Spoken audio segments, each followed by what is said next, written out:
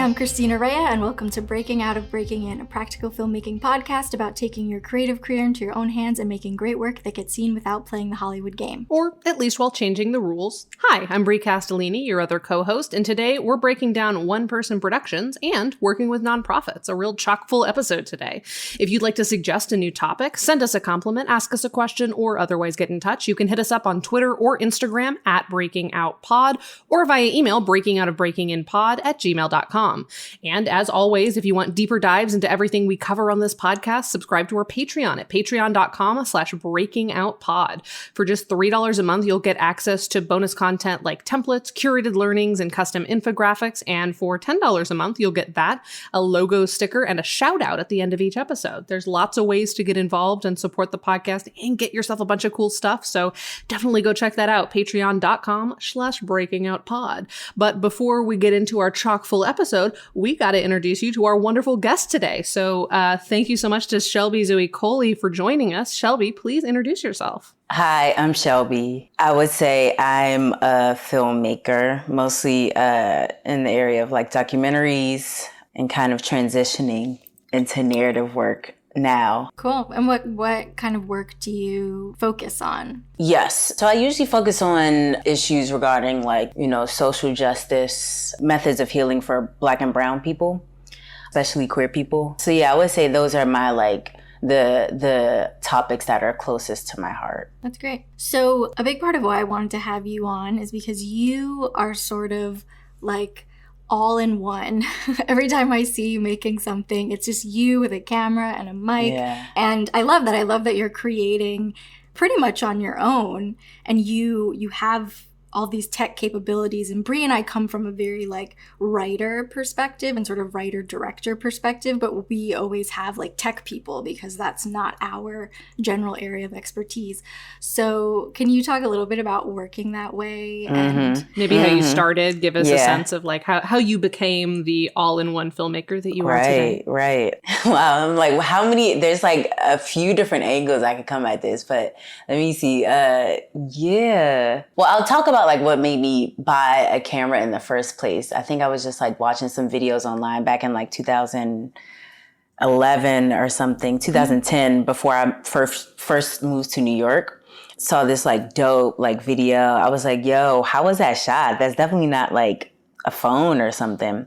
And then like heard of like this DSLR situation. So I bought my first DSLR a couple years after that. And I just started going out and shooting like pictures of flowers and shit, like really corny stuff like trees, bugs, anything I could like see, because I was mostly by myself anyway. Like I'm like just like a very solitudinal person. Solitudinal is a word. Totally. So, and if it's not, it is now. You heard it here first, folks. Exactly. Coining words. That's how we just do. like Shakespeare. Yeah, Shelby, exactly. Shakespeare, I see no difference. Reading my mind. Shakespeare made up mad words that we still use. So it's like we can all make up words if there's no word for the thing you want to say. Anyway, so yeah, I was just, I was by myself generally. So I would like go to the park and just like shoot things. And then I had, before I bought a camera, I was, a big writer. So I would just like have all of these film ideas that I would write out while I was in high school, like musicals, short films, plays. Like I was just always writing. So by the time I got my camera, I was like, I have kind of like the tools to do what I've always wanted to do, which is make a film. And I guess it's kind of like, trauma, I guess, that kind of like made me feel like I want to make sure that I'm not dependent on anyone else to make what I want to make. And if someone can't help me or if someone can't do something, I don't want to be devastated by that fact and end up not making anything. So I just kind of like naturally defaulted into like trying to be self-sufficient, like always, especially when it came to creative matters. Because creativity for me is like, or expressing in general for me is like it's how I find any level of optimism in my life, like anything that would happen to me. Like life is so nonsensical and is so kind of devastating and things don't always make sense.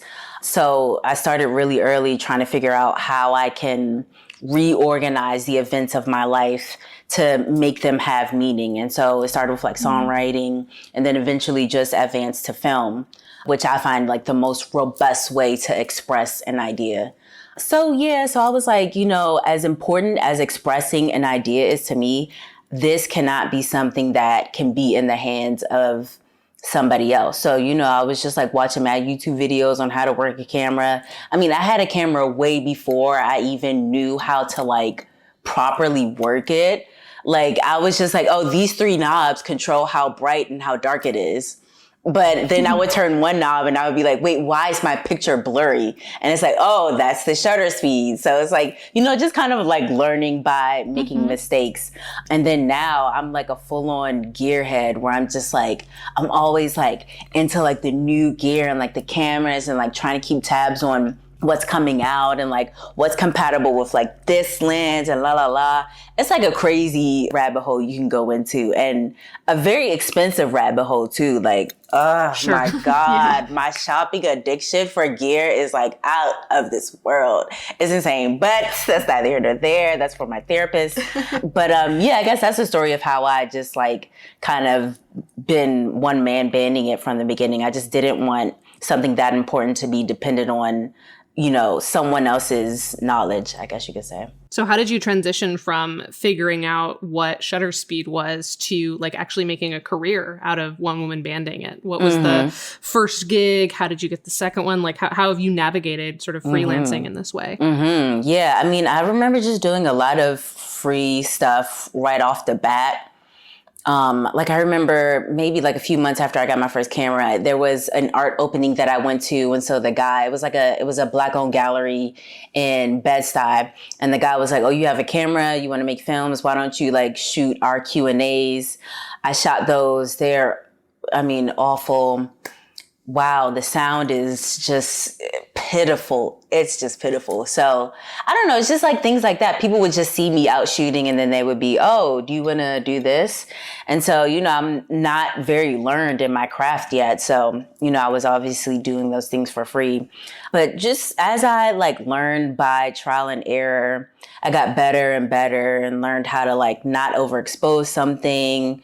And I guess what really kind of like took me over the edge into like doing more freelance work was learning how to edit very well.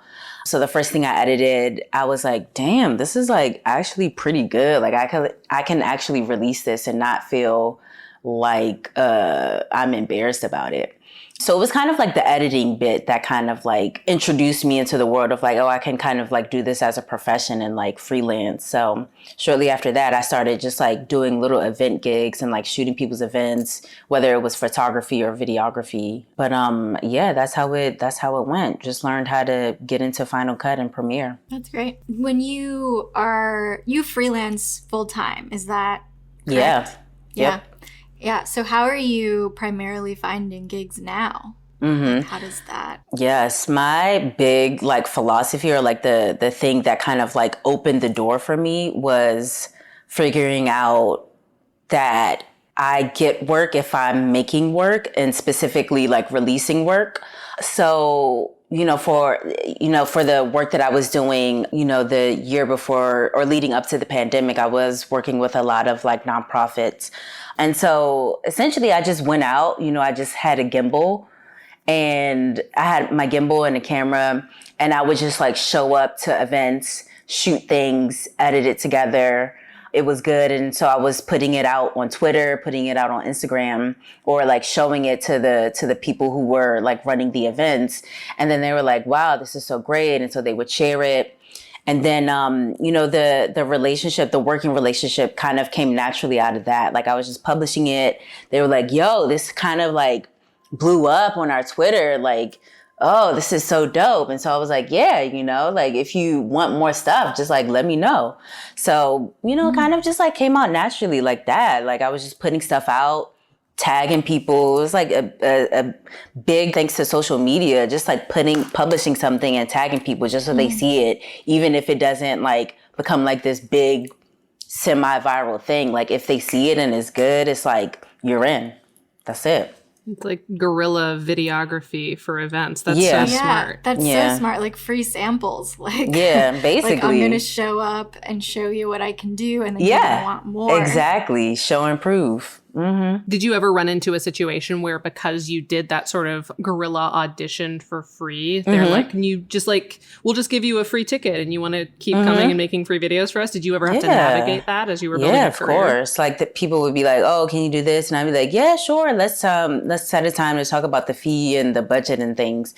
And then they would be like, "Oh, there's no budget." And so I'd be like, "Okay, well, what would I say?" I would just be like, "Okay, well, if there's budget in the future, just keep me in mind." Just keep it cute like that. It doesn't have to be like, you are disrespecting me, my labor. I mean, I would just be like, if there's budget, like, just keep me in mind. And then, I would just like keep it moving. But also if it was something that I genuinely felt like I wanted to be at, then I would just go anyway. Yeah, that's fair. I think it is important that, especially when you're starting out, you sometimes have to weigh, like, it's not as black and white, I think, as some freelancers like to think of it as like, fuck you, pay me. Yeah. Or, only work for free, be an unpaid intern forever. Like, there's definitely a middle ground. No. And sometimes you gotta work for free if you really believe in something. And hopefully, like you said, when you get work when you're putting out work. Yeah. So sometimes the work that you're putting out, if there's a little bit of a like desert of content, is to do some stuff for free that you really care about. And at least it won't feel quite as much like work if you genuinely care about like the message, the material, things like that. It's just play. And I do want to amend that statement because by the time the few months that I kind of like transitioned from, working at an oyster bar part-time and doing freelance full-time, I was in like a program. It was like a residency in Pleasantville, New York with the Jacob Burns Center. And so along with the residency came like a nice little stipend.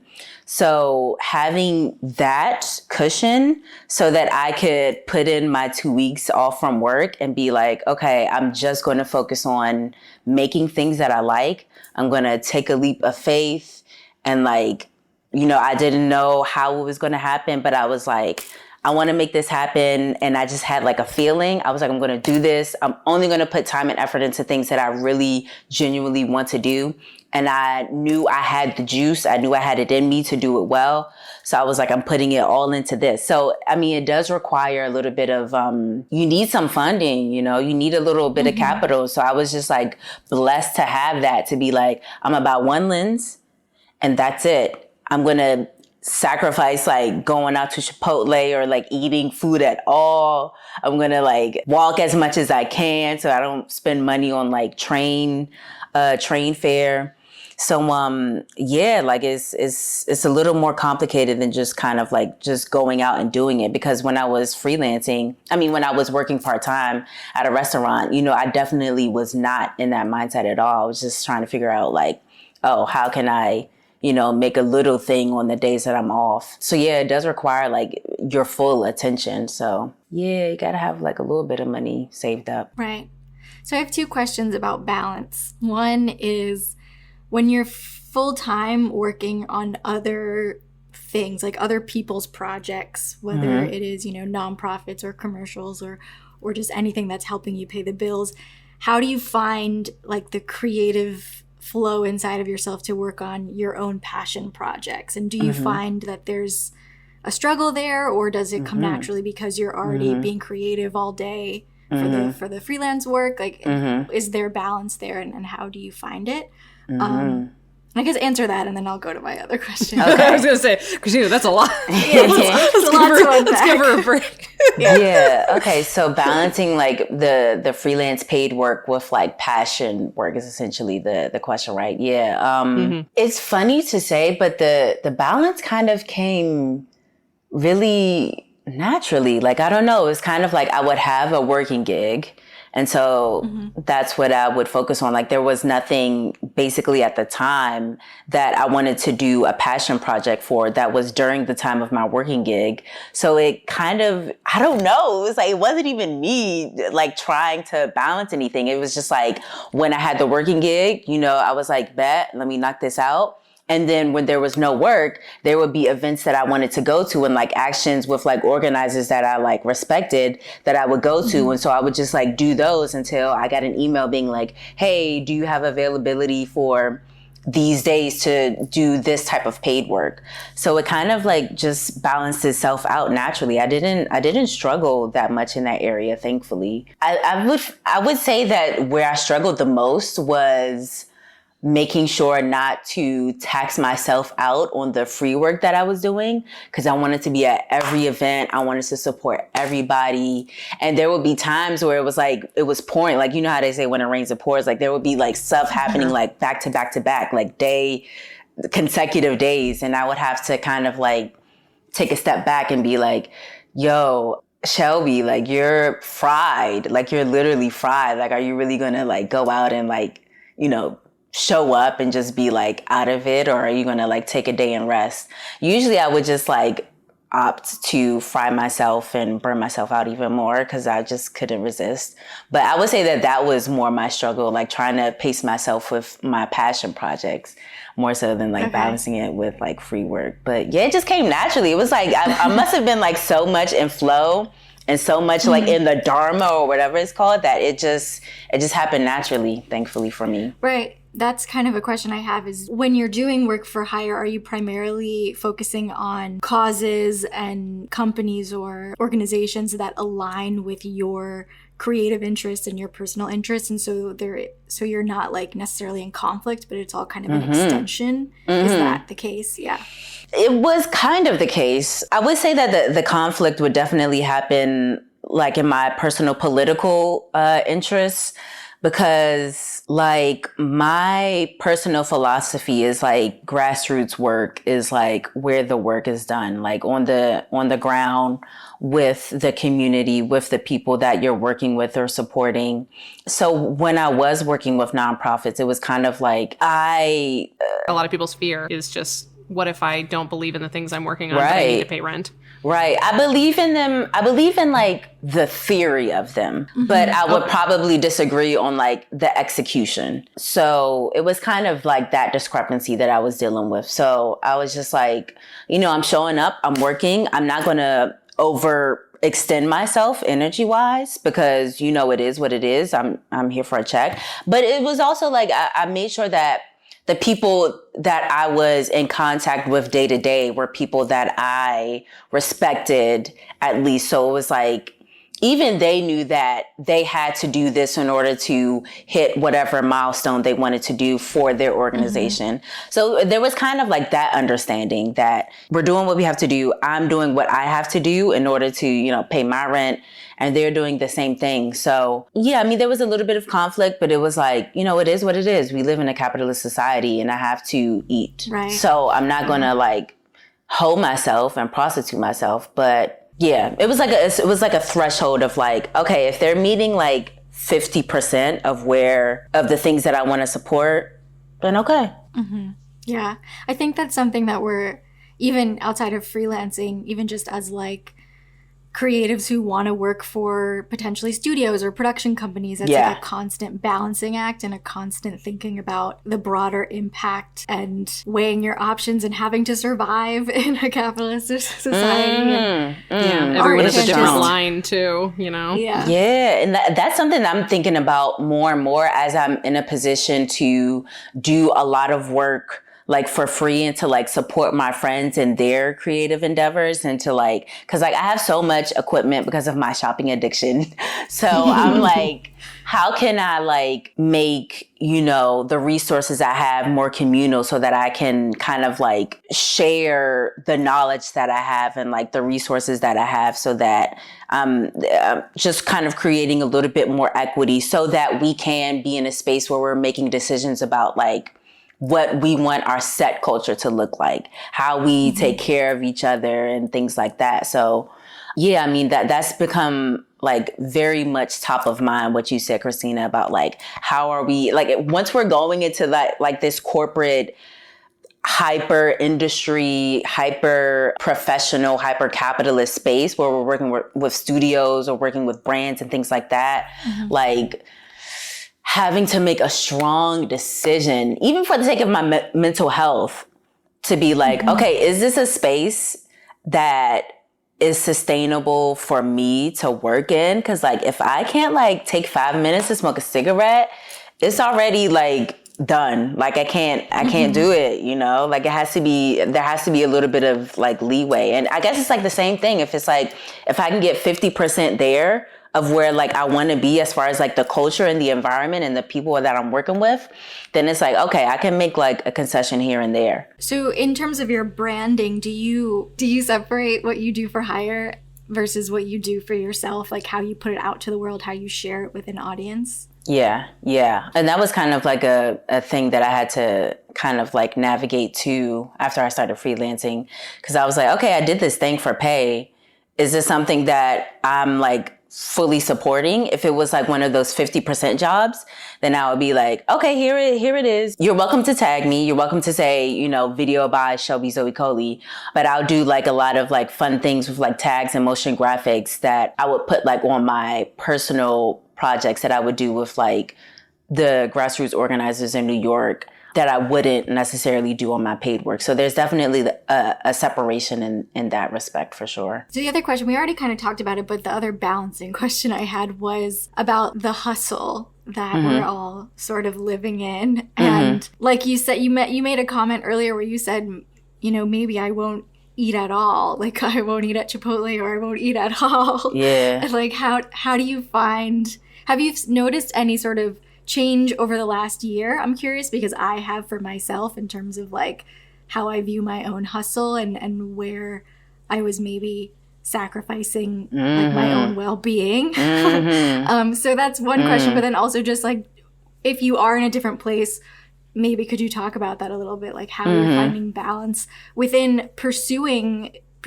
making stuff and also paying bills, but also wanting to be a human who lives somewhat comfortably. Like, you know, like, you want to have a base quality of life to meet and under which is like, nope, we're not doing this. Yeah. I mean, let me tell you, I'm a high maintenance bitch. Like I'm so high maintenance. I'm just like, I need what I need. And if I don't have it, I'm like, let me figure out how I can have it.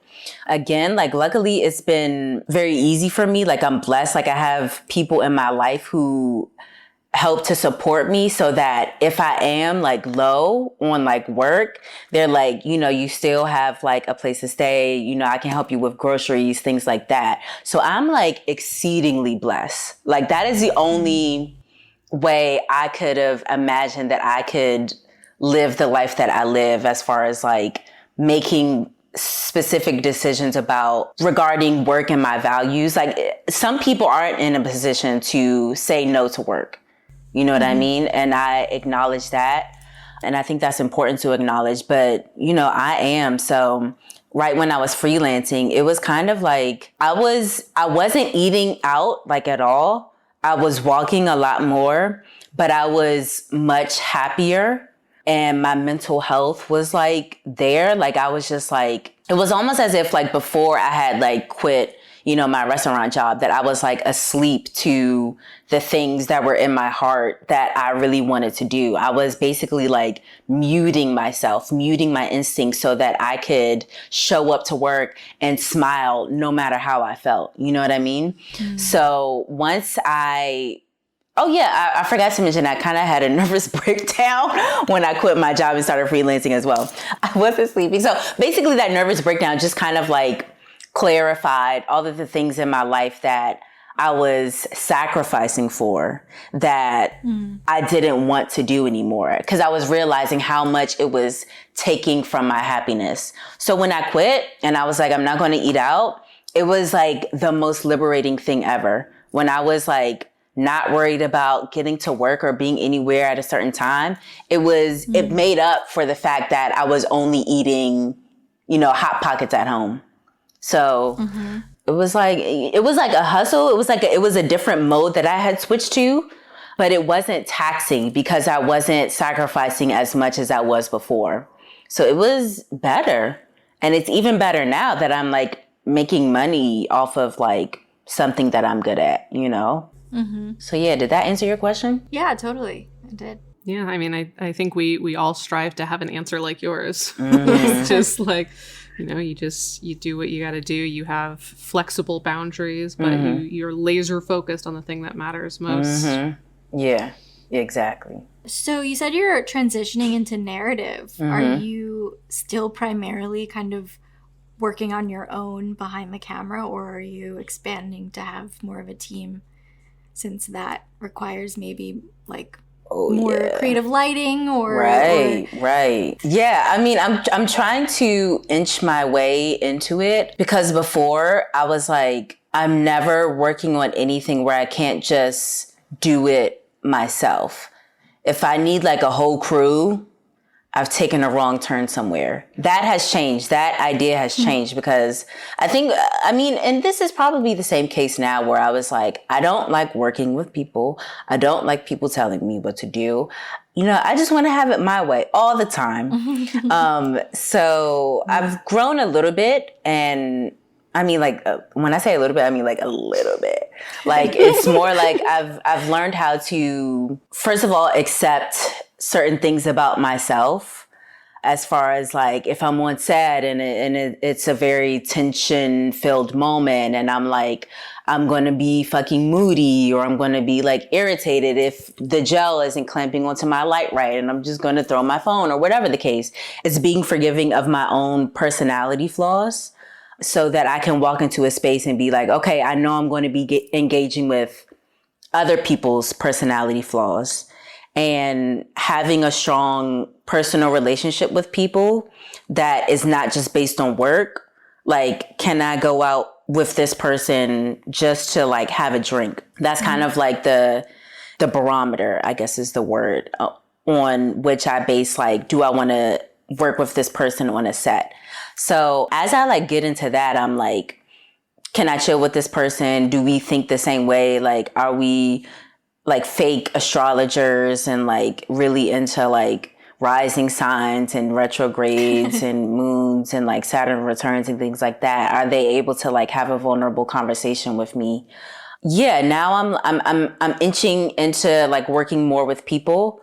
And that obviously is still like a learning process, because I'm like, if somebody pissed me off, I'm gonna just be like, let me cut out for a cigarette. And this is one thing I will say about my nicotine addiction. It has been very helpful to have an excuse to just like walk away from something and to kind of like take a break. It's like a natural way to kind of like, let me just be by myself, like have 5 minutes of solitude where I'm just here and thinking and processing my emotions, or processing what just happened, and think about what I can say to the next person to either communicate that they did me harm, or to apologize that I may have caused harm, or to figure out a way to move forward that is in the best interest of everybody there. So yeah, I don't know. I'm an imperfect person, so I'm going to make mistakes. So I'm just like, that's a given. And just figuring out how to forgive myself, and also extending that to other people. That's important. So I'm curious, as you're joining or inviting more people onto your team from such a like, I have control over everything perspective, I imagine that like feeling comfortable working with somebody and knowing that you can get a drink and talk about rising signs takes a little while. So like, what is the process of you going from like, person that I just met at a networking event or online to person that I am willing to try working with? Like, what does that pipeline look like for you? Well, it looks like, I've been talking with like, cause like I've been in LA for like the past month and 3 weeks, just kind of like getting my feet wet out here and trying to figure out what a bi-coastal life would look like. But I've been thinking and talking with like the people that I've met out here a lot about that. So I don't know, essentially it's kind of like, it's kind of like falling in love. Like, I feel like falling in love with people is part of my creative process when it comes to like creative partnerships. Like, if I'm in love with a person, like, of course I'm going to go out and get a drink. And of course I'm going to feel a little more comfortable when things aren't gelling the way they should be. So usually what happens is, okay, my roommate says someone I know is in LA. So, you know, I fall on my scooter, I sprain my ankle. These are true events, actually, just so y'all know. I sprain my ankle. I need somebody to take me to the doctor. And then this friend that my roommate knows takes me to the doctor. We go out for coffee. We talk. I tell them about like, I want to do this and this and this. I want to make films about like queer people with like magical powers. And I want us to show up to set and have everybody feel like they're taken care of, like they're not being pressured for time.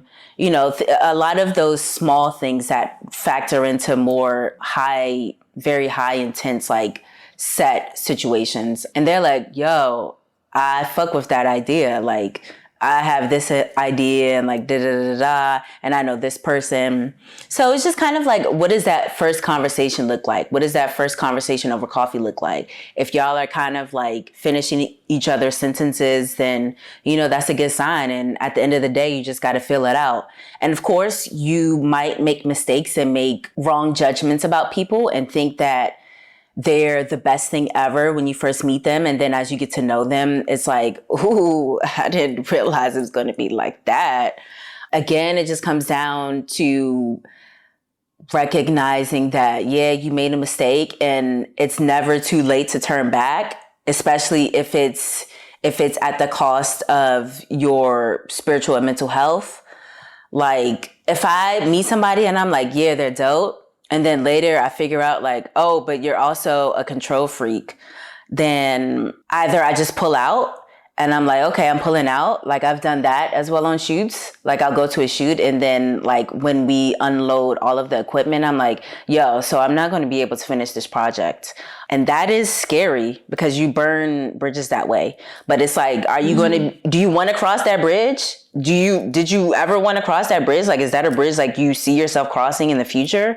Obviously not if you feel like you need to bow out at this moment. And then another option is like, can I just like hunker down and bear it for the next week until the end of this project? So you're trying to just like gauge like how much harm am I going to cause myself by continuing with this person that I don't like. And if it's going to cause more harm than good, then just be like, okay, I'm going to have to sacrifice this, 3,000 just to not be around you, basically. So, it's kind of like that. You gotta make the hard decision and like recognize that maybe you're going to lose money, maybe you're going to lose a relationship, but is it going to be worth it? And most times for me, I'm like, my happiness and my freedom is always worth it. I love that. Yeah. As you were talking, I just like, it was a very surreal experience of hearing you sort of just generally say stuff. So I'm like, is she narrating from my life? How does she know about that person I met and had to work with after thinking they were awesome and realizing, oh no,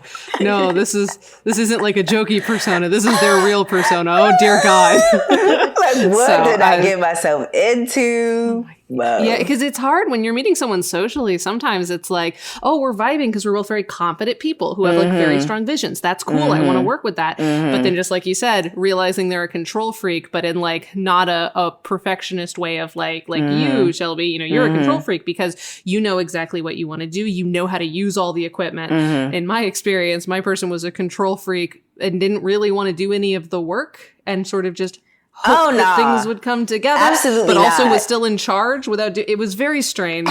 And it taught me a lot about, hey, maybe don't work on a 5-week long project with someone after just meeting them. Maybe do a 1-day project and see how it goes. Right. But, at the end of the day, that exactly like you said, that was a bridge I didn't think I wanted to continue on. So it was sort of okay that it got burnt, because I made a lot of other relationships on that set that ended up working out better, and we kind of bonded over the like, oh God, I can't believe we all just did that. So, sometimes walking away can actually make you more connections and help you find more bridges than the one that you're too afraid to burn. Absolutely.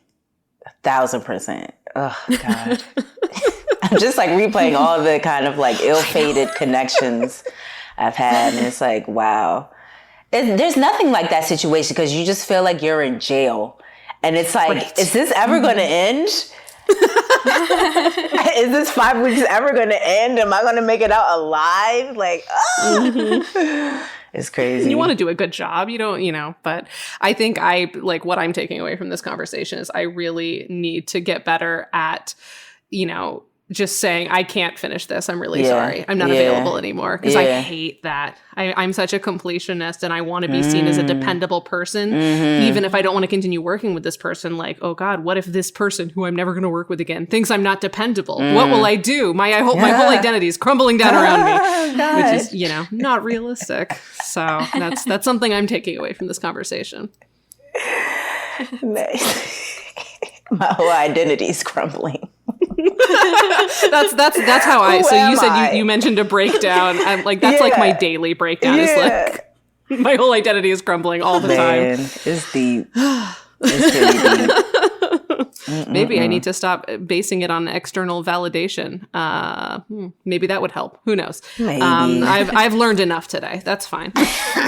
So you mentioned that you're going bi-coastal, or are you like in Los Angeles like temporarily, and you're planning to move back? Like, what does bi-coastal mean to you in your like ideal situation? So for me, so originally I'm from Washington D.C. I moved to New York for the first time 10 years ago.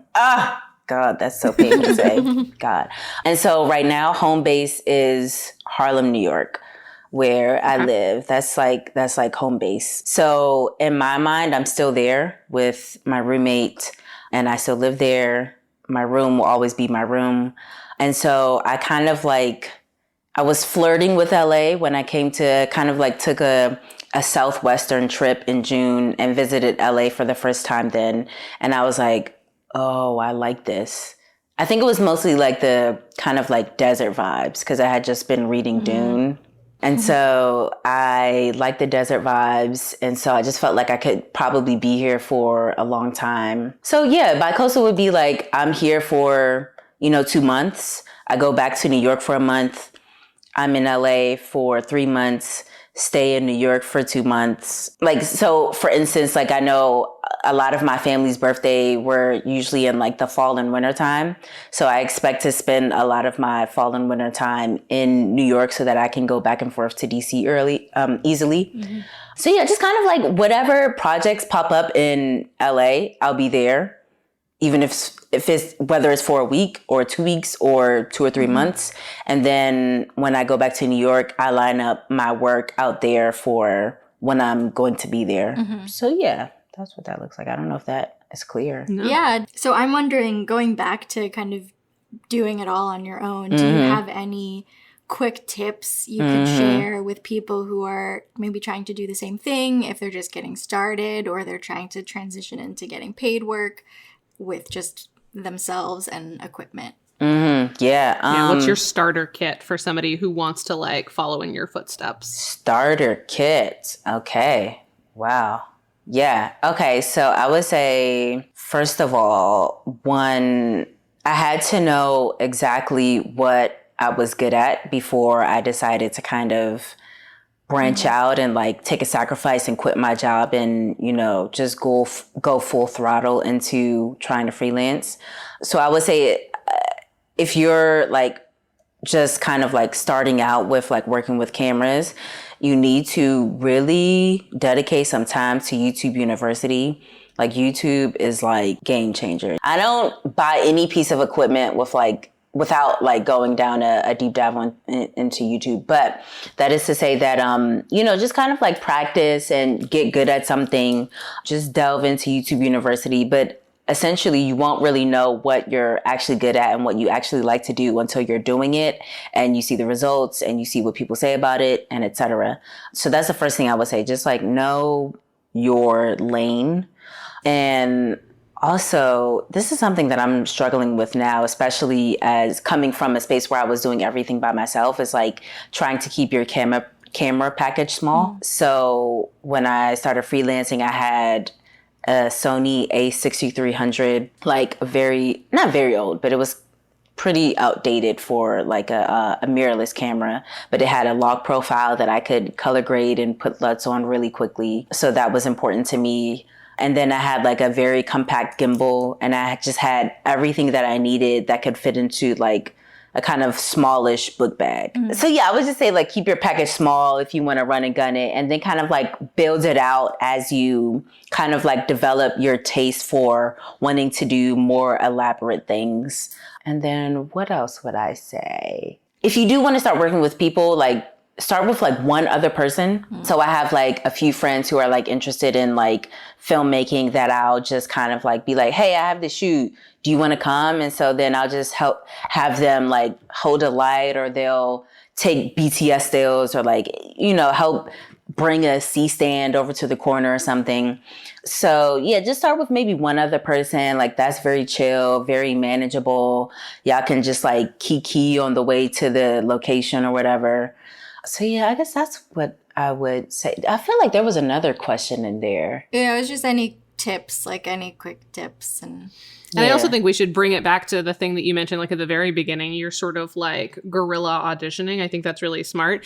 And for folks who are maybe a little bit more uncomfortable, like going to someone else's event, maybe start with like your friend's event. Does your friend have like a school art show that they're doing? Or are they in sports? Or are they a musician or something like that? Like, are your friends doing something that you can kind of tag along and be sort of like, that's right, you know, their overbearing parent right, to like film their, and then cut that together, you know? You don't have anyone to send it to, but at least you're learning your skills, you're playing with like, all right, what ISO do I need to use if I'm capturing an outdoor sports game versus an indoor concert? And like, maybe that's the way you get your feet wet before you start feeling confident enough to like go to a real event and be like, hey, I'm your videographer.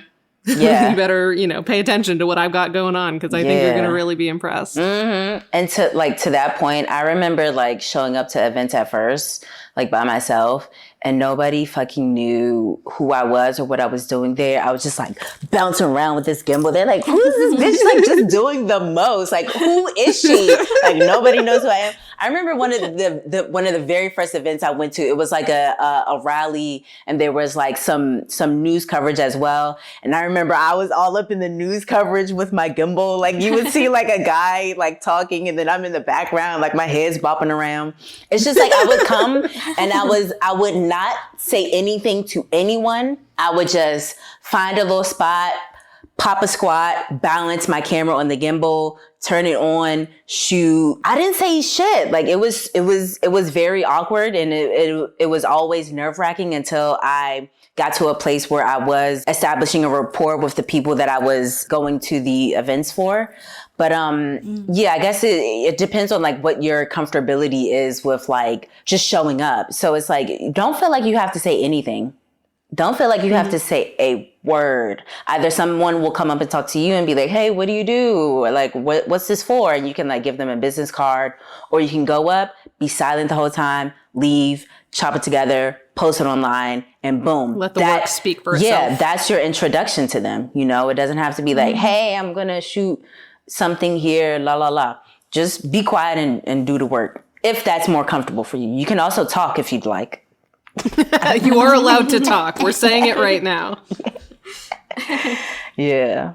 Great. I don't have any other questions. Do you have any, Brie? Yeah, I don't think so. We've covered so much, and I genuinely feel so inspired from this conversation. So thank you, Shelby, for being here, for sharing your thoughts and your just good vibes. Lots of good vibes. I'm also new to California and trying to figure it out. So you're here? We'll cross paths. I am.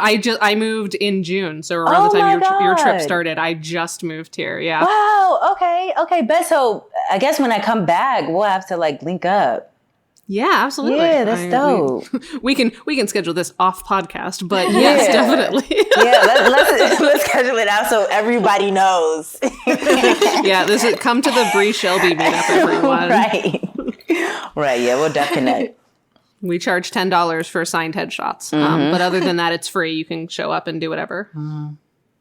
Okay. All right. Cool. Well, thank y'all for having me. Shelby, do you have anything? This is fun. Of course, yeah.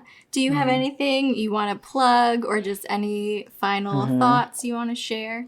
I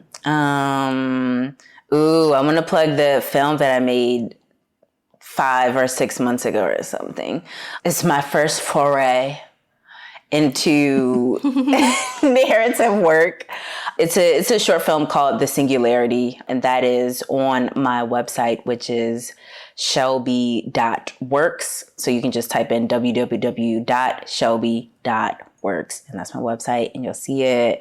Yeah, and I'm on Instagram, Shelby Works, Twitter, Shelby Works. The end. That's great. That's a great website, and I love that it's like an affirmation. Yeah. You know, it's like, oh, who are you? Shelby oh, I'm Shelby I Works. Works. be Like, working. oh, yeah, well. I be working. All right. Well, thank y'all. All right, well, thank you. Yeah, thanks so much, Shelby, for joining us. And thanks so much to Kelsey Rauer for our theme music, Kaylee Brown for our podcast art, Ezra Lee for editing this episode, and to all of you for listening. Links to learn more about them and Shelby are in our episode description. And thank you to our Booby VIPs, Shannon Sprangler, Jules Piggott, Rain Bernal, Kelsey Rauber, Jerry Maravilla, Norman Steinberg, Amanda Blunt, Anthony Epp, Kim Garland, and Shayna Rose Woolley. If you would like a name shout out at the end of every episode, please feel free to subscribe at patreon.com/breakingoutpod. And also don't forget to rate us 5 stars on your favorite podcast app if you haven't already. And don't forget that actually writing a review rather than just putting the stars in goes a long way, and we appreciate it every time. Next episode, in a twist that should surprise no one, we're going to be talking about burnout. So be sure to tune in for some solidarity at the very least, but maybe some opportunities to get us all out of this funk at the best of times. Anyways, we'll see you then. Bye-bye.